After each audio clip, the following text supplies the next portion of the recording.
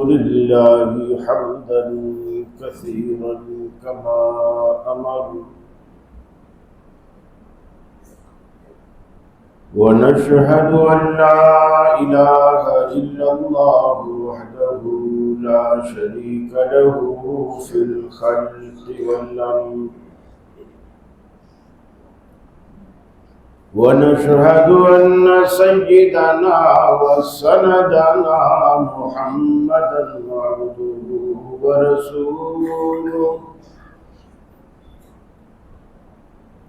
المبعوث إلى الأسود والأحمر لتتميم مكارم الأخلاق لا يخلق نبي ولا رسول بعده ولا أمة بعد أمته ولا شريعة بعد شريعته ولا كتاب بعد كتابه وصلى الله تعالى عليه وعلى آله وأصحابه الذين هم خلاصة العرب الذين هم مفاتيح الرحمة ومصابيح الغرر.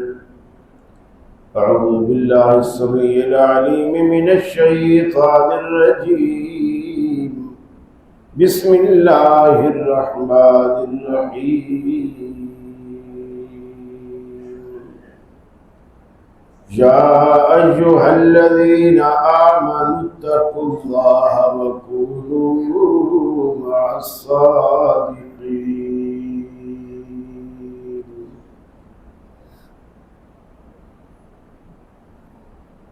یہ مقصد ہے کہ دنیا سے جہالت دور ہو جائے، کلام اللہ سے مومن کا دل پر نور ہو جائے۔ یا الہی جب تک کہ میرے جسم میں جان رہے، تجھ پہ صدقے تیرے محبوب پہ قربان رہے۔ میں رہوں یا نہ رہوں پر دل کی ہے یہ دعا، دین احمد اور عزت قرآن رہے۔ عزیز ساتھیوں، دوستوں، بزرگوں، دنیا میں دو قوتیں کار فرما ہیں، ایک شیطانی قوت ہے اور ایک رحمانی قوت ہے۔ شیطانی قوت کو بھی اختیار اللہ کی طرف سے حاصل ہے، اگر اللہ اس کا یہ اختیار سلب کر لے تو وہ کچھ نہیں کر سکتا، اور یہ اختیار بھی اللہ نے ہماری آزمائش کے لیے، امتحان کے لیے اسے دے رکھا ہے۔ اللہ نے شیطان کو چھوڑا ہمیں دوزخ کی طرف بلانے کے لیے، انبیاء کو بھیجا ہمیں جنت کی طرف بلانے کے لیے، اور دونوں اپنے اپنے مشن پر محنت انہوں نے کی۔ شیطان اب تک محنت کر رہا ہے، انبیاء کا سلسلہ رسول اللہ صلی اللہ علیہ وسلم کی بعثت کے بعد موقوف کر دیا گیا، جو کہ آپ آخری پیغمبر تھے۔ البتہ رسول اکرم صلی اللہ علیہ وسلم نے یہ فرمایا، العلماء ورثۃ الانبیاء، انبیاء کے بعد انبیاء کے وارث علماء ہیں، اور انبیاء کی وراثت درہم دینار نہیں ہوتے، روپیہ پیسہ نہیں ہوتا،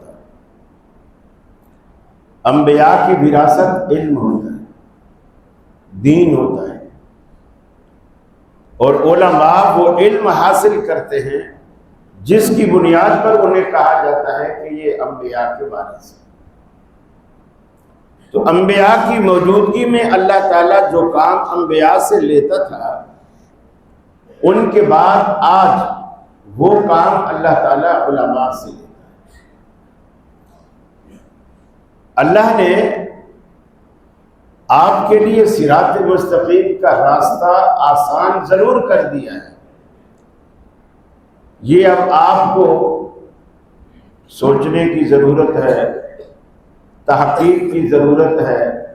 آپ پانچوں ٹائم نماز میں کھڑے ہو کر اللہ سے کہتے ہیں اہدنا الصراط المستقیم، اللہ ہمیں سیدھے راستے پر چلا۔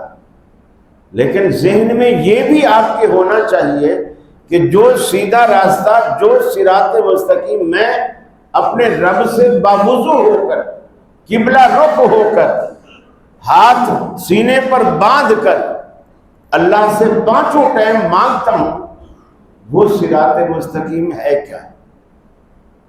بندے کو یہ بھی پتہ ہونا چاہیے نا۔ یہ تو بندہ مانگتا رہے یا اللہ مجھے ہدایت دے، ہدایت دے، اسے یہ بھی تو پتہ ہو ہدایت ہے کیا، سیدھا راستہ کہتے کسے؟ دیکھیے یہ جو دو قوتیں ہیں نا، ان دونوں قوتوں کا اثر آپ کو دنیا میں نظر آتا ہے۔ کچھ لوگ آپ کو نیک ملیں گے، کچھ لوگ آپ کو برے ملیں گے، کچھ اللہ سے ڈرنے والے ملیں گے، کچھ نہ ڈرنے والے ملیں گے، کچھ حلال کھانے والے ملیں گے، کچھ حرام کھانے والے ملیں گے۔ اب یہ فرق آپ کیسے کریں؟ اور نبی رحمت صلی اللہ علیہ وسلم نے یہ بھی فرمایا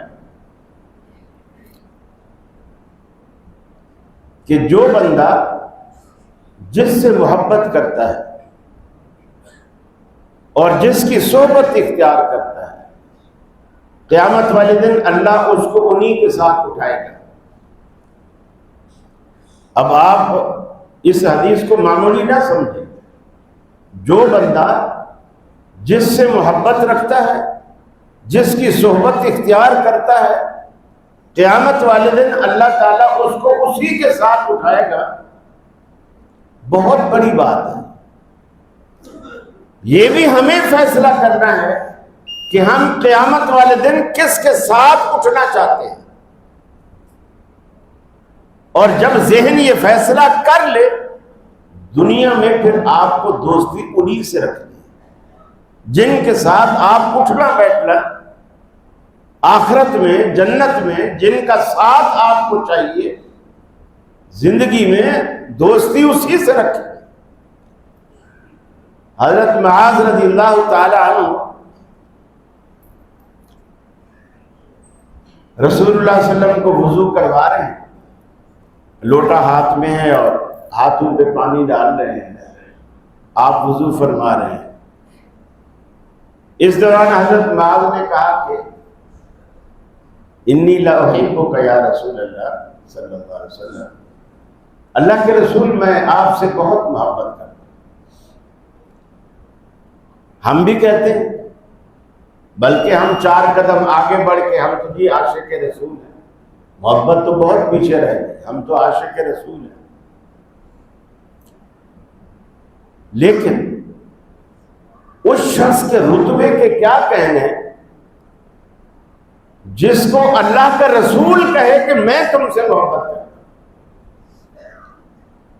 ہمارا دعویٰ تو جھوٹا بھی ہو سکتا ہے، سچا بھی ہو سکتا ہے، لیکن دونوں احتمال ہیں۔ اللہ جانتا ہے ہمارے دل میں کیا ہے۔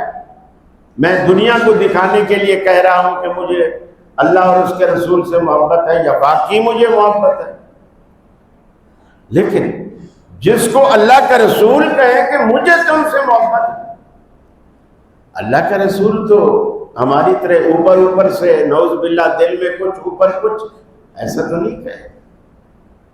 جب حضرت معاذ نے کہا نا اللہ کے رسول مجھے آپ سے بہت محبت ہے، رسول اللہ صلی اللہ علیہ وسلم نے ادھار نہیں رکھا، آپ نے فوراً کہا واللہ انی لاحبک یا معاذ، قسم بھی کھائی، اللہ کی قسم میں بھی تم سے بہت محبت کرتا ہوں۔ بعض سے کہا میں بھی تم سے بہت محبت کرتا ہوں۔ اب حضرت معاذ کیا کہتے ہیں؟ کہتے ہیں یا رسول اللہ صلی اللہ علیہ وسلم، آپ سے محبت اتنی ہے کہ دن بھر آپ کی زیارت نہ ہو، آپ سے ملاقات نہ ہو، آپ کی مجلس اور محفل میں نہ بیٹھے، دل ہی نہیں لگتا۔ قیامت والے دن آپ تو بڑے اونچے رتبے میں ہوں گے، جنتوں میں آپ کا تو اعلیٰ ترین مقام۔ ہمیں اگر جنت مل بھی گئی تو وہ رتبہ تو نہیں ملے گا جو آپ کو حاصل ہوگا، کیونکہ جنت میں ایک مقام ہے، اس کا نام ہے وسیلہ۔ ویسے تو بہت ساری جنتیں ہیں، جنت الفردوس عام جو جنتیں ہیں ان میں سب سے اعلیٰ ترین جنت جنت الفردوس ہے۔ اس کے بھی شعبے ہیں، جیسے ایک علاقہ ہوتا ہے DH ایک علاقہ ہے، اب اس میں ایک گھر تو نہیں ہے، بے شمار گھر ہیں، اور ان میں چھوٹے گھر بھی ہیں اور ان میں بڑے گھر بھی ہیں۔ کئی لوگوں نے 5-5 6-6 پلاٹ لے کے ایک گھر بنایا ہو، کئی لوگوں نے ایک ہی 500 گز کا پلاٹ لے کے بنایا ہو، لیکن پورا ہے DH۔ اسی طرح جنت الفردوس ایک بڑا علاقہ ہے، اس میں بھی پھر درجے بندی ہے، لیکن یہ علاقہ عام جو جنتیں ہوں گی جیسے منظور کالونی، محمود آباد، دوسرے علاقے DH ان سے تو بہتر ہے۔ یہی معاملہ جنت کے اندر ہے، عام جنتیں بھی ہیں لیکن فردوس سب سے اونچا جنت، لیکن جو وسیلہ ہے وہ فردوس سے بھی اوپر جنت ہے، اور وہ صرف ایک، اور وہ صرف ایک، اور وہ جو ایک ہے رسول اکرم صلی اللہ علیہ وسلم نے صحابہ سے کہا میرے لیے دعا کرو کہ اللہ تعالیٰ مجھے وہ وسیلہ عطا کرے۔ یہ جو اذان کے بعد آپ لوگ دعا کرتے ہیں اللہم رب هذه الدعوة التامة والصلاة القائمة آت محمدا الوسیلہ، کہ رسول اللہ صلی اللہ علیہ وسلم کو وسیلہ عطا کر۔ یہ جنت کا وہ طبقہ ہے، وہ جگہ ہے، وہ علاقہ ہے جو فردوس سے بھی اونچا ہے، اور وہ اللہ کے ایک بندے کو ملے گا وسیلہ، جو اعلیٰ ترین مقام، اس سے اعلیٰ اللہ نے جنت بنائی نہیں، وہ ایک بندے کو ملے گا، اور وہ بندہ محمد رسول اللہ صلی اللہ علیہ وسلم۔ تو حضرت معاذ نے کہا اللہ کے رسول آپ کہاں ہم کہاں؟ جیسے کسی نے کہا نا کہ کتے مہر علی کتے تیری صلاح، گستاخ اکھیاں کتے جا لڑیاں۔ اللہ کے رسول آپ کہاں ہوں گے، ہم کہاں ہوں گے؟ ہم یہاں دن میں ایک دفعہ آپ کی زیارت نہ کریں تو ہمیں کھانا بھی اچھا نہیں لگتا، وہاں کیسے بنے گی؟ اللہ کے رسول میرے لیے دعا فرمائیے کہ قیامت والے دن اللہ ہمیں آپ کی رفاقت، اسی طرح آپ کی خدمت کا موقع ہمیں مل جائے۔ آپ نے فرمایا اے معاذ اعنی بکثرت السجود، ایسا ہو سکتا ہے تو میری مدد فرما بکثرت السجود، زیادہ سجدے کر کے، یعنی زیادہ نفل پر۔ یہ جو اہل حدیث حضرات نفل کو کوئی اہمیت نہیں دیتے، نفل کو کیا سنت کو بھی اہمیت نہیں دیتے۔ حضرت معاذ کو اللہ کے رسول نے جو مشورہ دیا، میرا ساتھ چاہتا ہے نا بکثرت السجود، بہت زیادہ نفل پر، اللہ تجھے جنت میں بھی میرا ساتھ نصیب کرے۔ اب وہ ساتھ کیسے نصیب کرے گا؟ یہ اللہ جس طرح بھی چاہے گا کرے گا۔ ممکن ہے کوئی بازار ایسا ہو جنت میں، وہاں رسول اللہ صلی اللہ علیہ وسلم تشریف لاتے ہوں، ہر روز آتے ہوں، جمعے کے جمعہ آتے ہوں، اور وہاں آپ کو بھی لے جایا جائے، لو نبی کی زیارت کرو، اور ایسا بھی جنت میں ہوگا اللہ تعالیٰ اپنی زیارت بھی کروائے گا۔ کسی کو جب جنت میں داخل ہوگا اس وقت سے لے کر ساری زندگی ایک دفعہ، کسی کو ہر سال، کسی کو ہر مہینے، کسی کو ہر ہفتے، اور کسی کو ہر روز۔ یقین مانیے جب اللہ کے بندے اپنے خالق، اپنے مالک، اپنے رازق کو ان نظروں سے جو دنیا میں اسے نہیں دیکھ سکتی، ان نظروں سے دیکھیں گے، دیدار کا عالم کیا ہوگا۔ حالانکہ دنیا میں اللہ قرآن میں کہتا ہے کہ لا تدرکہ الابصار وہو یدرک الابصار، دنیا میں کوئی آنکھ اسے نہیں دیکھ سکتی، لیکن وہ سب کو دیکھتا ہے، وہ سب کی آنکھوں کو بھی دیکھتا ہے۔ تو آپ کیا کریں؟ جس قدر ہو سکے نیک صحبت اور نیکی یہ آپ اختیار کریں، شیطانی قوت سے، شیطانی پارٹی سے خود کو دور رکھیں۔ سیدنا فاروق اعظم رضی اللہ تعالیٰ عنہ فرماتے ہیں کسی بندے کو دیکھنا ہونا کہ یہ کیسا ہے، اس کے نماز، روزے، حج، زکات، داڑھی رکھی ہوئی، تسبیحاں پڑھنا، قرآن پڑھنا، یہ چیزیں نہیں دیکھو۔ اگر کسی کو دیکھنا ہو یہ کیسا ہے، یہ نہیں دیکھو یہ نمازی، روزے دار، پرہیزگار، یہ اس کی اچھائی نہیں۔ فرمایا اس کے دوستوں کو دیکھو، اس کے دوستوں کو دیکھو کہ اس کے دوست کیسے۔ کبھی بھی ایک نمازی آدمی شرابی کو اپنا دوست نہیں بنائے گا ہی نہیں، اس کی محفل میں نہیں بیٹھے گا، مجلس میں نہیں بیٹھے گا۔ دوست آپ کا آئینہ ہے، جیسے آئینہ آپ کو شکل دکھاتا ہے نا، یہاں کچھ بال بڑے ہوئے ہیں، یہاں کالک لگی ہوئی ہے، یہاں کوئی دانا نکلا ہوا ہے، شیشہ آپ کو دکھاتا ہے۔ فرمایا دوست کا آئینہ ہوتا ہے، دوستوں سے پرکھا جائے گا کہ آپ کیسے۔ اور پھر جس طرح کے دوست ہیں، اگر قیامت والے دن انہی لوگوں کے ساتھ اٹھایا جائے، یقین مانیے کوئی جنت میں جانے کا امکان ہے۔ کدھر گئی ہماری نمازیں، کدھر گئے ہمارے روزے، کدھر گئے خیرات صدقہ؟ ہم کچھ چیزیں دیکھیے، یہ ترازو ہے، اللہ نے میزان لگایا ہوا، ایک گناہ کا ایک نیکی کا۔ اگر آپ روز نیکی والے پلڑے میں بھی کچھ ڈال دیتے ہیں اور گناہ والے پلڑے میں بھی کچھ ڈال دیتے ہیں، کانٹا برابر ہے۔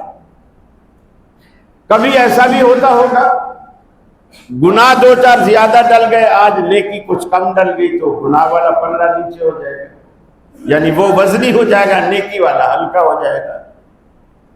اور کبھی آپ کی کچھ نفل، نماز، صدقہ، خیرات بڑھ جائے گا، کچھ گناہ زندگی کے کم ہو جائیں گے تو وہ پلڑا اڑ جائے گا۔ لیکن اگر یہ بیلنس آپ نے اسی طرح برابر رکھنا ہے، نیکی بھی گناہ بھی، نجات یقینی نہیں ہو سکتی لیکن یقینی نہیں۔ یقینی کب ہے؟ فرمایا فَأَمَّا مَنْ ثَقُلَتْ مَوَازِينُهُ فَهُوَ فِي عِيشَةٍ رَاضِيَةٍ، یہ جو اللہ نے میزان قائم کیا ہے، اس میزان کے اندر اگر آپ کی نیکیوں کا پلڑا بھاری رہا، فَأَمَّا مَنْ ثَقُلَتْ مَوَازِينُهُ فَهُوَ فِي عِيشَةٍ رَاضِيَةٍ، اس کا نیکیوں کا پلڑا اگر جھک گیا آرام اور عیش کی زندگی گزارے گا. جنت جیسا آرام، جنت جیسی آسائش آپ کو امریکہ کے صدر کے محل میں بھی نہیں ملے. رب العالمین نے آپ کے دماغ کے ساتھ، ذہن کے ساتھ کنیکٹ کر دینی ہے. آپ سوچیں گے کاش یہ پھل نیچے ہوتا، آپ پلک جھپکنے کی دیر بھی نہیں لگے گی، پھل کو آپ نیچے پائیں گے. اللہ رب العالمین نے جنت کی ہر نعمت کو آپ کے ذہن کے تابع کر دینا ہے. جنت میں کاش نام کی کوئی چیز نہیں. کاش یوں نہ ہوتا، یوں ہوتا. آپ کی امیدوں سے بڑھ کر، آپ کی توقعات سے بڑھ کر رب العالمین نے آپ کے لیے وہ کچھ تیار کر رکھا ہے.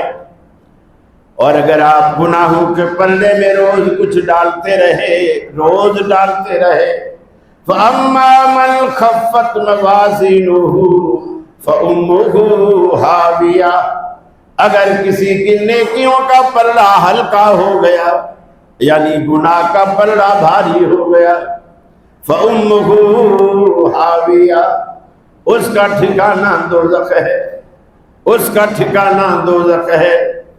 بے شک وہ 1 دن رہے، 2 دن رہے، 10 دن رہے، یقین مانیے دوزخ میں رہنا تو دور کی بات ہے، صرف دور سے دوزخ کا درشن، دوزخ کا دور سے درشن بھی دنیا کی ساری نعمتوں، ساری آسائشوں، سارے سکھ اور سارے چینوں کو بھلا دے گا. حدیث میں آتا ہے ایک ہی بندے کو اللہ تعالیٰ فرشتوں سے کہے گا، جس بندے نے ساری زندگی بادشاہوں والی گزاری ہو، کبھی اسے سر درد بھی نہیں، فرشتے سے کہے گا اسے جاؤ ذرا دور دور سے جہنم کا نظارہ کرا کے. وہ فرشتے لے جائیں گے. اب وہ دیکھے گا جہنم کی آگ، لوگوں کو جلتا، لوگوں کی چیخ و پکار دیکھ کے آئے گا نا. اللہ پوچھے گا میرے بندے بتا دنیا میں تو نے کتنا راحت پائی، کتنا آرام پایا؟ وہ کہے گا یا اللہ میں جانتا ہی نہیں کہ راحت اور آرام کسی کہتے ہیں. وہ جو نظارہ ہے نا دوزخ کا، دنیا کی 80 سالہ 90 سالہ زندگی جو ہم نے آرام اور آسائش میں گزاری، وہ نظارہ اس کو بھلا دے، اس کو بھلا دے. اور ایک بندہ ایسا آئے گا جس نے ساری زندگی دکھ میں گزاری، سکھ دیکھا ہی نہیں، بیمار، گھر میں خود بیمار، بیوی بیمار، بچے بیمار. دیکھو بعض دفعہ اللہ تعالیٰ آزماتا ہے، اس آزمائش میں پورے اترنے کی کوشش کیا کرو. دعاؤں کا سہارا لو، اللہ سے دعائیں کرو، حت المقدور علاج کرو.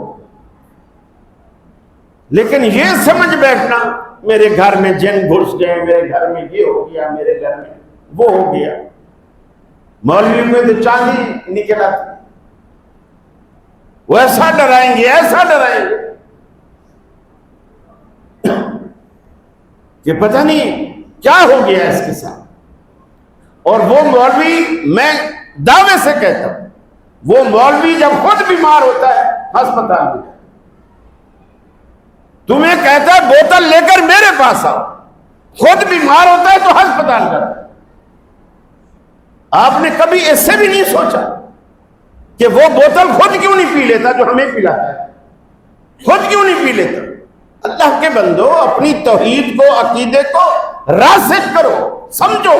آپ اہل حدیث ہو، موحد ہو، آپ کیوں ان چکروں میں پڑے ہوئے؟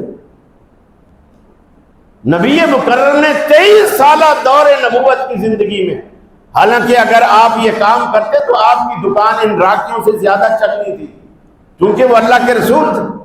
آپ کی زبان میں اثر بھی تھا، تاثیر بھی تھی. کبھی زندگی میں ایک مرتبہ بتا دو کوئی صحابی آپ کے پاس بوتل لے کر آیا ہو اور آپ نے پڑھ کے دی کہ جا اسے گھر کی ٹینکی میں ڈال دینا، اسی سے نہانا، اسی کو پینا، اسی سے سب کچھ کرنا. ایسا تو نہیں.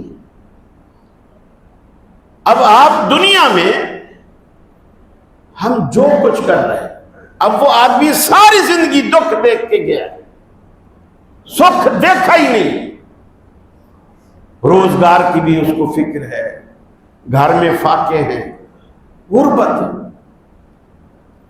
اللہ تعالیٰ فرشتے سے کہے گا اس کو لے جاؤ، دور دور سے صرف جنت دکھاؤ، جنت میں داخل نہیں کرو، صرف جنت دکھاؤ اسے، دور سے کھڑے ہو۔ وہ جائے گا جنت کے آس پاس، جہاں سے وہ جنت نظر آ رہی ہوگی وہاں سے اسے گھما کے لائے گا۔ اللہ پوچھے گا اے میرے بندے بتا دنیا میں تو نے کتنی تکلیفیں اٹھائی، حالانکہ اس کی ساری زندگی تکلیفوں میں گزری، ساری زندگی تکلیفوں میں گزری ہے، اور اللہ پوچھے گا بتا تو نے کتنی تکلیفیں اٹھائی۔ وہ جب جنت کا نظارہ کر کے آئے گا نا، کہے گا یا اللہ میں تو جانتا ہی نہیں ہوں تکلیف کہتے کسے، ایک نظارہ جنت کا ساری زندگی کے دکھ کو بھلا دے، صرف نظارہ، اور داخلے کا عالم کیا ہوگا آپ خود اندازہ لگائیں۔ دور سے دیکھنا دنیا کے دکھوں کو بھلا دے گا، تو جس کو اللہ نصیب کرے گا اندر داخل ہوگا، اس کی خوشی کا کیا عالم ہے۔ دنیا کے بادشاہ اس ادنا جنتی کا بھی کوئی مقابلہ کر سکتے ہیں جو نعمتیں اللہ اس کو دینے والا۔ آپ نے فرمایا میں جو سب سے آخر میں دوزخ سے نکلے گا اس کو بھی جانتا ہوں، اور جو سب سے آخر میں جنت میں جائے گا اس کو بھی جانتا ہوں۔ فرمایا جو بندہ سب سے آخر میں دوزخ سے نکلے گا نا، وہی بندہ سب سے آخر میں جنت میں جائے گا۔ وہ ایک ہی بندہ نکلے گا بالکل کوئلہ، جیسے کوئی جل کے کوئلہ بن جائے۔ اللہ تعالیٰ اس کو ایک نہر میں ڈالے گا، نہر میں نہائے گا، اس کی یہ اسکن، یہ چمڑی، یہ رنگت پھر سے نکھر جائے گی، جسم میں روئیدگی، تازگی پیدا ہو جائے گی۔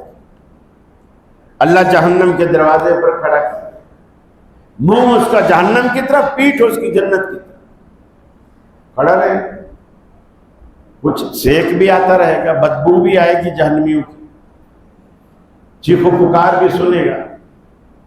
اب یہ تو دل میں تھوڑا سا ہے کہ چلو اللہ نے مجھے بچا لیا، لیکن اب ڈر بھی رہا ہے دل میں، وہ چیخ و پکار بھی سن رہا ہے۔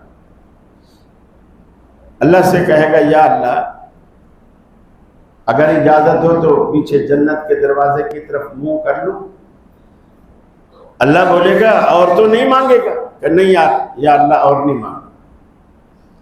اللہ اجازت دے گا، وہ جنت کی طرف گھوم جائے، دونوں دروازے آمنے سامنے، یہ بیچ میں کھڑا ہے، ادھر گھوم گیا، پیٹھ جہنم کی طرف، منہ جنت کی طرف۔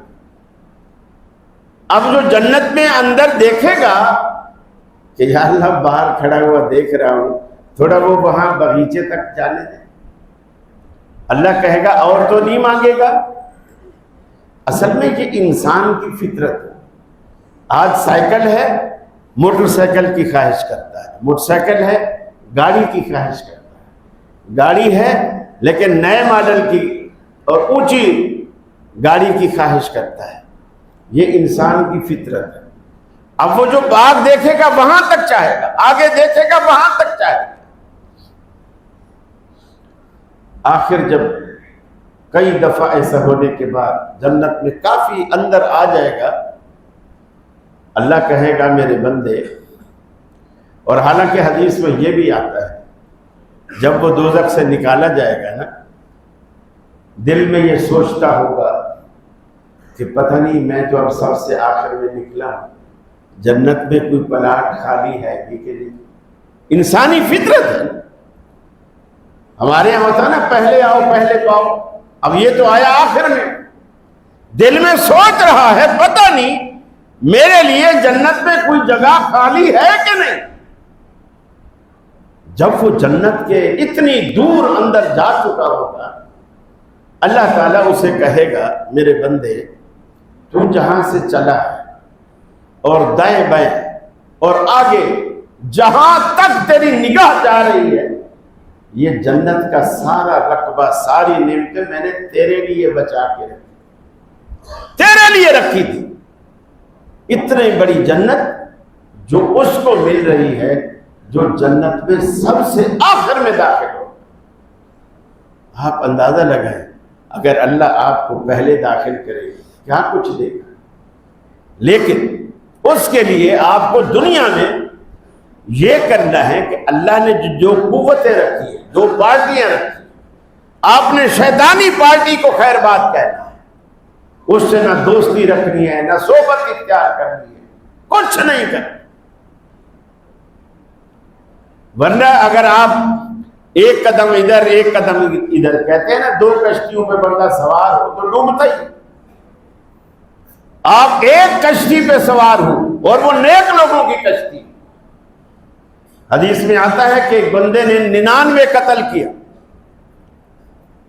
ایک مفتی سے پوچھا میری کوئی بخشش کا ذریعہ بن سکتا ہے؟ اس نے کہا 99 قتل کر کے تو بخشش چاہتا ہے؟ بے وقوف پاگل آدمی، تیری بخشش کہاں سے ہو؟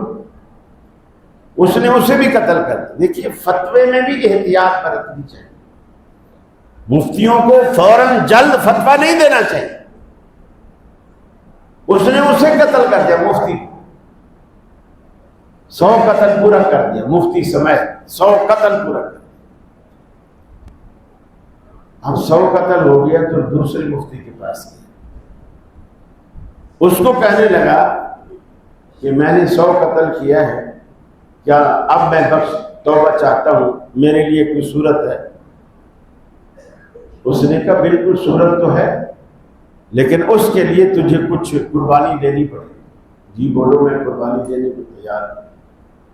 اس نے کہا جس سوسائٹی میں، جس صحبت میں، جس محلے میں تو رہتا ہے وہ محلہ آپ کو چھوڑنا پڑے، اس محلے کو آپ کو چھوڑنا۔ جی میں چھوڑ دوں گا۔ چھوڑ کے کہاں جاؤ؟ اس نے دوسرا محلہ بتایا جہاں سارے نیک لوگ، نمازی، پرہیزگار، متقی، تقوی والے، اللہ سے ڈرنے والے لوگ رہتے تھے۔ اس نے کہا توبہ کر، یہ محلہ چھوڑ، اس محلے میں چلا۔ اس نے توبہ کی، محلہ چھوڑا، اس محلے کی طرف چل۔ اب کیونکہ ارادہ پکا تھا، اس محلے کی طرف چل پڑا، لیکن پہنچا نہیں، راستے میں اس کی ڈیتھ ہو گئی، راستے میں فوت ہو گئی۔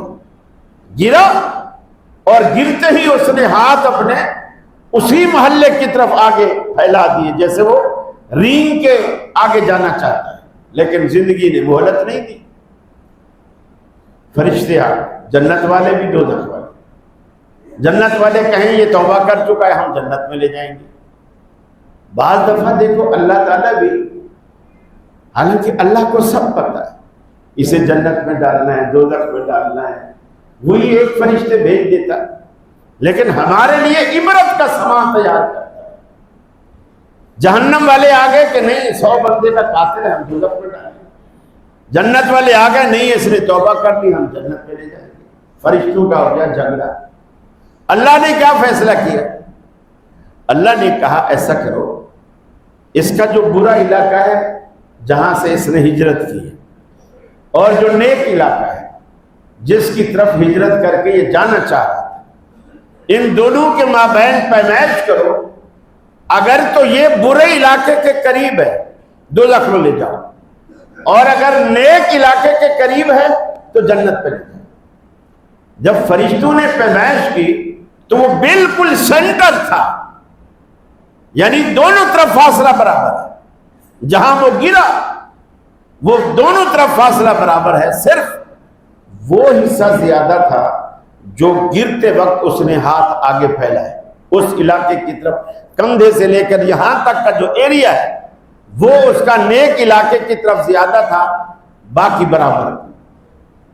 تو چونکہ اب بھلے 2 فٹ 2.5 فٹ بھی بنتا ہو تو اس علاقے کی طرف قربت زیادہ ہے. اللہ نے کہا جنت پہ لے جاؤ. دیکھیے نیکی ابھی تک کوئی نہیں کی. 100 بندے کا قتل گلے میں ہے, توبہ کر لی, توبہ کر لی ہے, اور نیکی کوئی نہیں. بخشش, جنت اور دوزخ کا فیصلہ اللہ نے کس بات پر کیا؟ اگر اس کی بری صحبت والا علاقہ قریب ہے تو جہنم میں لے جاؤ, اور نیک لوگوں والی صحبت والا, حالانکہ ابھی ان کی صحبت اختیار کی ہی, صرف ارادہ کیا ہے کہ میں ان کی صحبت کروں گا, وہ اگر قریب ہے تو جنت میں لے جاؤ. اور دنیا میں جن لوگوں کے ساتھ آپ نے 80 سال 70 سال گزار دیے, دوستی تو دور کی بات ہے, صحبت تو دور کی بات, آپ رشتہ داری کرتے وقت بھی نہیں دیکھتے لوگ اچھے ہیں یا برے ہیں. رشتہ داری کے وقت بھی یہی دیکھتے ہیں لڑکا کماتا کیا ہے, کرتا کیا ہے, باقی تو کچھ بھی نہیں دیکھا جاتا. ابا کیا کرتا ہے, اور اگر اکلوتا ہے تو سبحان اللہ سونے پر سہاگا ہے. جب ابا مرے گا ساری جائیداد ہمارے داماد کو ملے گی. یہ تو ہماری سوچ ہے, اور آپ اس جائیداد کے پیچھے پڑے ہوئے ہیں. اور وہ جنت جس کی پوری دنیا بھی, اللہ کے رسول نے فرمایا جنت کی ایک بالشت, یہ جو چھوٹی انگلی ہے نا, اس کے ایک پور سے لے کر انگوٹھے کے ایک پور تک, یہ ایک بالشت ہے. جنت میں ایک بالشت جگہ دنیا و ما فیہا سے بہتر ہے. دنیا و ما فیہا یعنی پوری دنیا اور جو کچھ دنیا کے اندر ہے اس سے بہتر ہے. تو آپ اس کے پیچھے پڑے ہوئے ہیں. اس کا بینک بیلنس ہے, اس کے پاس گاڑی ہے, اس کے پاس یہ ہے, ٹھیک ہے آپ یہ چیزیں دیکھیں, لیکن سب سے پہلے اس کی نیک نامی دیکھیں, اس کی صحبت دیکھیں, کن لوگوں کے ساتھ یہ اٹھتا بیٹھتا ہے. کماتا تو بڑے لاکھوں ہیں, کن لوگوں کے ساتھ اٹھتا بیٹھتا ہے. آپ یہ فکر تھوڑی سی رکھ کے تو دیکھیں نا. اگر آپ یہ فکر رکھیں گے پھر انشاءاللہ آپ دیکھنا اللہ رب العالمین آپ کو کیسے نوازتا. تو آپ دنیا میں یہ فیصلہ کر لیں کہ آپ نے جنت میں جانا ہے یا دوزخ میں جانا ہے. اس کا فیصلہ دنیا میں ہوگا کہ میں نے صحبت کون سی اختیار کرنی ہے. یہ معمولی بات نہیں ہے صحبت. صحابہ کرام جو نیک لوگوں کی صحبت اختیار کرتے, محدثین کا یہ طریقہ, علماء کا یہ طریقہ رہا, ائمہ کا یہ طریقہ رہا. اور کبھی بھی بری صحبت والا بندہ آپ کو جنت کی طرف نہیں لے جا سکتا. یہ اصول بنا لیں. بری صحبت آپ کو نتیجہ برا ہی دے. نیکی کے ثمرات الگ ہیں, گناہ کے ثمرات الگ ہیں, اور ایسا ہو ہی نہیں سکتا بیج تو بوئیں گناہ کا اور ثمرہ پائیں نیکی کا. یہ نہیں ہو سکتا. آپ ابھی سے یہ فیصلہ کر لیں. رشتہ داریاں بھی انہیں, کتنے لوگ ایسے ہیں, کتنے لوگ ایسے ہیں جی فلاں کو برا نہ کہو, کیوں, میرا سسرال ہے. فلاں کو برا نہ کہو, کیوں, میرے داماد ہے. یہ کس نے کہا تو رشتہ داریاں دو؟ فلاں کو برا نہ کہو, فلاں کو برا نہ کہو. اللہ کے رسول نے جو صحابہ کرام کو ایمان کی حلاوت, ایمان کی محبت, توحید کی غیرت صحابہ کرام کو جب دے دی, پھر صحابہ کرام نے یہ نہیں دیکھا یہ میرا ابا ہے اور یہ میرا بیٹا ہے. یہی تو لوگ کہتے ہیں کہ میاں اسلام آیا, ایک دوسرے کو آپس میں لڑا دیا, ماں بیٹے کے رشتے دور کرا دیے. میرے بھائیوں, اللہ تعالیٰ قیامت سے پہلے دنیا میں قیامتیں لے آتا ہے, قیامت سے پہلے. اب دیکھیے قیامت کا ایک نقشہ اللہ نے دنیا میں کچھ سال پہلے دکھایا. اللہ کہتا ہے کہ یوم یفر المرء من اخیہ وامہ وابیہ وصاحبتہ وبنیہ.